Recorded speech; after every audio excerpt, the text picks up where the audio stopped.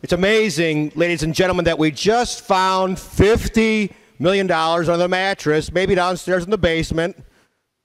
I don't know what important things we just spent $50 million on. We just cut education $200 million. Maybe that $50 million could have went back in the education budget, but no. Don't want to work anymore together? So be it. But I don't know how we just found $50 million when we have $9 billion in unpaid Medicaid bills. We have $80 billion in unfunded liabilities for pensions. We have people leaving the state of Illinois because the tax structure is screwed up. But we just found $50 million. I did not take the position that I would not adopt a state budget unless I got some other issue. Concerning the recent arrangements in the budget, earlier this chamber adopted a spending resolution cap.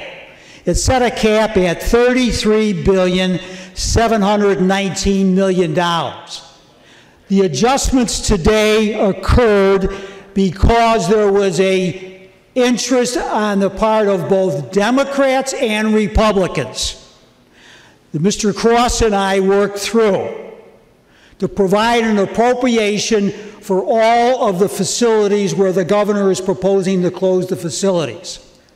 Mr. Cross and I personally went to the committee. We explained to the committee that we could work through the budget, we could provide that there would be an appropriation, but as always, the governor can close facilities if he so wishes. Next, today, we provided an additional $50 million for the general state aid formula, and we did that because of gains through refinancing of state debts, and the money was dedicated to schools. All of that having been done, this would provide for a total appropriation $33,714 million, which is $4.4 million under the cap that was established earlier in the spending resolution.